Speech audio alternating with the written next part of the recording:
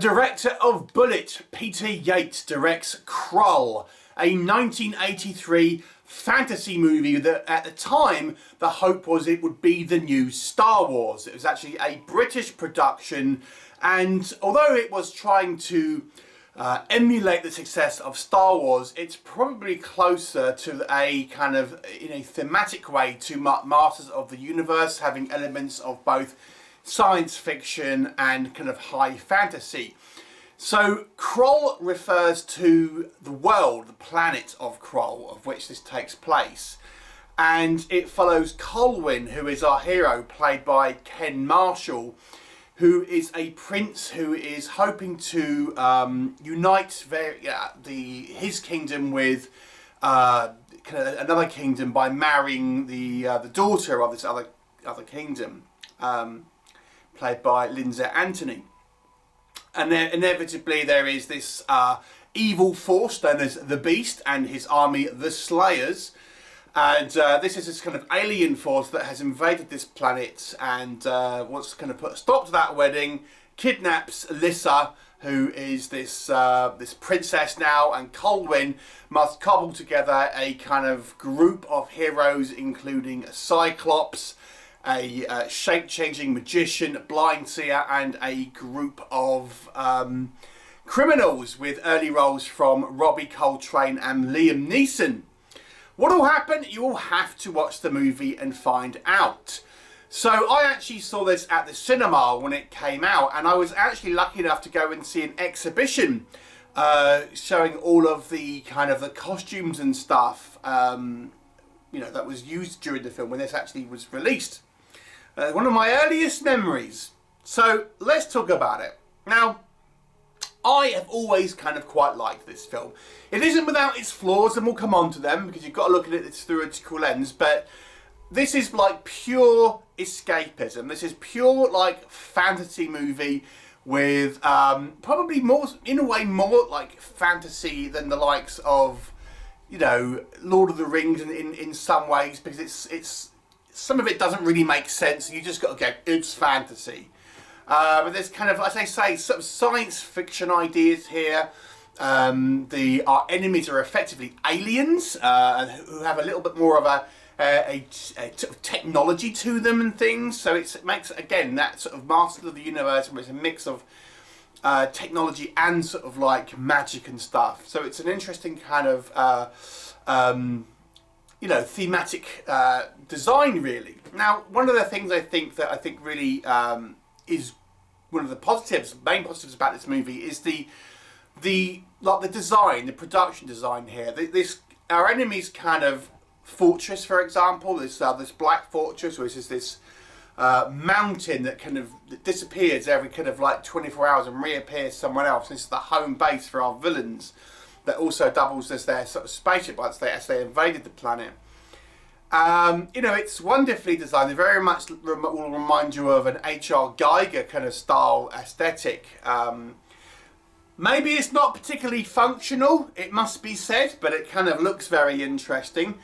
Some of the design choices here look very sort of alien and kind of weird, and I do quite like some of the production design here. I think the look of the Slayers, the kind of the ground troops of our enemy, they look cool. They kind of look, very much like a kind of a fantasy kind of night sort of aesthetic, but they have this kind of interesting thing where they have like this like worm-like creature that kind of lives in their head, and when they die it kind of shoots out and stuff. Really doesn't really have any function, but it kind of looks cool, and they've got these weapons that are basically like a laser harpoon, and then they kind of turn it around and it's kind of like a sword and stuff. So I think there's some really interesting design work here and kind of concepts for these kind of like high fantasy ideas. You've obviously got other things here like the fire mares, these wild horses that kind of run and create like fire, which they can then kind of ride through the air in right high speeds and things like this. I actually kind of quite like the design in the beginning of the movie of our kind of human, I guess, kind of castle, well, they're kind of knights and stuff, which is again a cross between sort of sci-fi kind of looking armour, but has that sort of medieval design to it as well. Looks pretty cool. Again, very much will remind you of Master of the Universe in some ways. So I really love the production design here. I think the music is excellent. I think this has got one of the best scores, musical scores in kind of the movies from the 80s, I have to say. I actually have the soundtrack of this, and it's, you know, it's a great, you know, uplifting theme. Great musical swells. I think that some of the best music that I've heard in kind of fantasy films, that must be said. You know, we have an interesting kind of group of characters, a mixed group of protagonists, all of whom are very sort of distinct. Our group of sort of criminals are all kind of quite, you know, quite kind of personality filled, should we say, but they're all quite sort of different. We have our leader, we've got Liam Neeson, who's the kind of the second in command. We've got Robbie Coltrane, who is kind of like the grumpy one, and there's got like a younger guy who's in a TV soap opera here in the UK. Then we've got the Ergo, the shape-shifting magician, who's this kind of like our comedy relief, but he's legitimately quite funny at times, I will say. Colwyn, played by Ken Marshall. You know, I have to say, he makes for a sort of a dashing hero.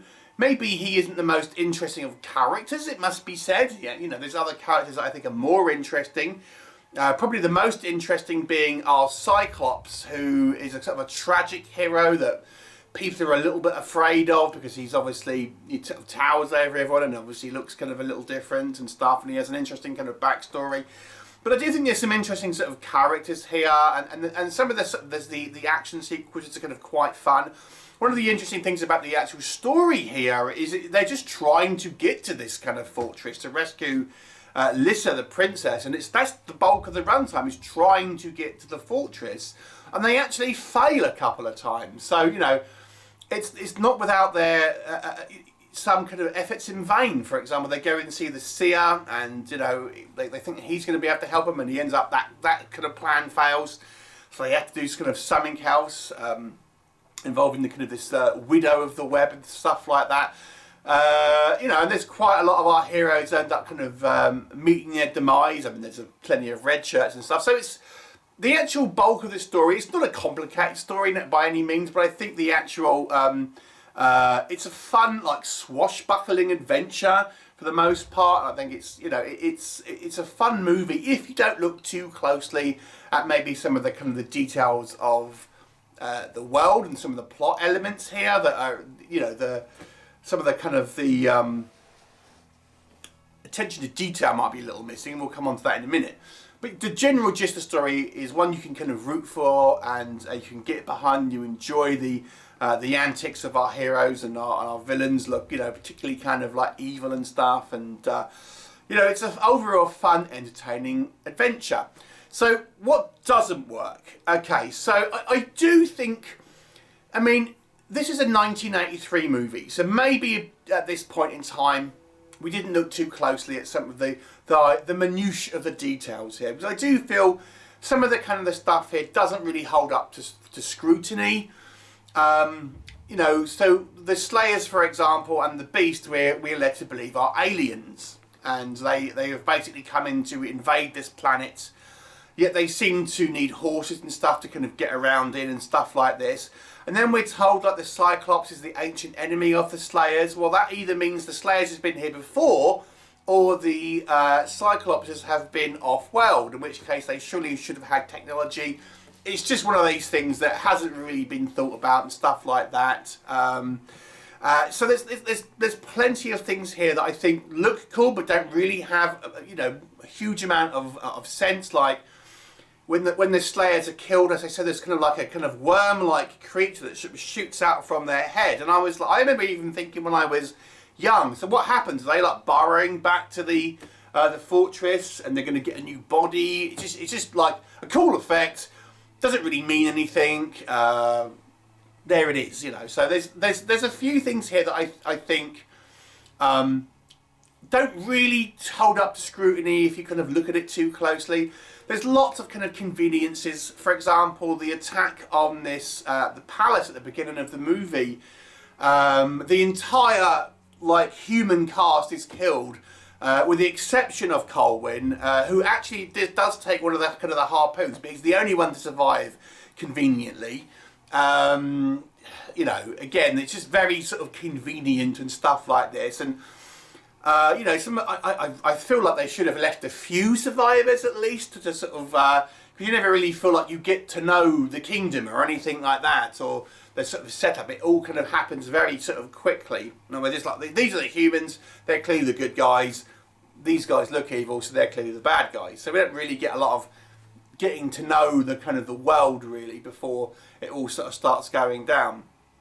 As I've mentioned, I think Ken Marshall as our lead character, Colwyn, you know, doing this kind of like the goody two-shoes type character often leads you to be the least interesting character. And I think he's likeable, but he's not that interesting at the end of the day.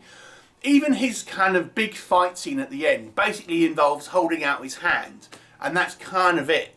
You know, he's kind of holding out his hand, fighting the beast, either throwing the glaive, which we'll talk about in a minute, or shooting fire at his hands, which we'll also talk about in a minute. And that's kind of the big action sequence. So I think you know, there needed to be a little bit more going on with him. He needed to use the glaive a little earlier, I think. And his sort of big finale is ultimately him sort of standing stationary, holding his hand out in front of him. And it's like, ooh, cinematic. The Beast, I never really feel like we get to know why he's doing this. Like, he kidnaps Lyssa. For what reason? You know, he wants to marry her apparently, but why? What difference does it make? How does that help him on his plan of conquest? She's got an ancient name. Great. How does that help?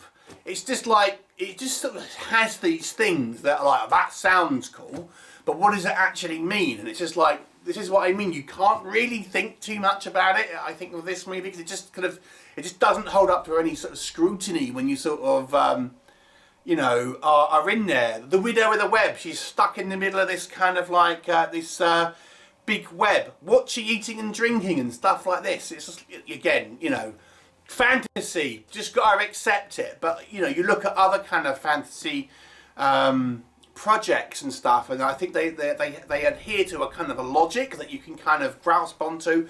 Whilst I think this one just doesn't have that sort of lived world experience. I mean, Star Wars, which this movie is clearly trying to emulate, it has that sort of, that feeling where it's this lived in world, and the kind of the, at least, I mean, I guess you can say some things that make sense, but, you know, our characters at least seem a little bit more grounded in a way. This one, it doesn't really ever feel like a lot of things make too much sort of sense here in a way.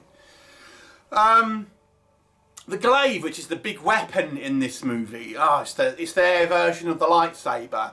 Barely used, and when it is used, I don't really feel it was particularly effective, if I'm honest. Again, it needed to have a little bit more sort of hype on it, a little bit, you know, a bit more use, showing you what it could do.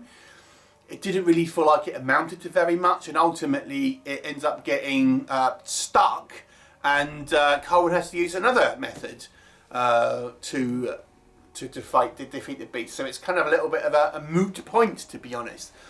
And then he has this firepower, and again, don't think too hard about it. How is this being fueled? How are these big flames coming out of his hand being fueled? And why couldn't Lyssa use it? And things like this. Again, it just doesn't really make a lot of sense. I guess it's fantasy. You've just got to accept it. It's magic. I understand that. But again, it doesn't particularly sort of hold up to too much sort of scrutiny, I think. So there's plenty of stuff here I feel we can pick holes in. Outside of that, I think sometimes the sets look a little bit too much like sets. Even back then, when I remember seeing this, it has a kind of like a very much filmed on a set look, if that makes sense. It never really feels like, for example, in the marsh scenes, it doesn't really feel like they're outside and things like this. Some of the kind of the designs in the Beast's lair, the Black Fortress, interesting, but what do they actually do? You know, again, it's kind of one of these things that it's not interesting design choice, but how functional is it and stuff. So yeah, it kind of looks a little like fake looking. Obviously, it's an older movie now. So it's a flawed movie, I would say, and it doesn't make a huge amount of sense, and ultimately you could say it's a little simplistic. Colwyn is likeable, but not particularly sort of as interesting character as he could have been. There are other choices here I felt could have been made, but overall, I gotta say, I still enjoyed this movie, but with my critical hat on, I'm going to say this is a 6 out of 10 because I do think it's a flawed film. If you can look past some of the kind of the issues with this film, you can enjoy it for the kind of the simple, cheesy action fantasy movie it is. But obviously, you have to recognise that maybe it feels somewhat half baked. 6 out of 10. Have you seen it? What were your thoughts? Leave me a comment, and I'll look forward to seeing you next time.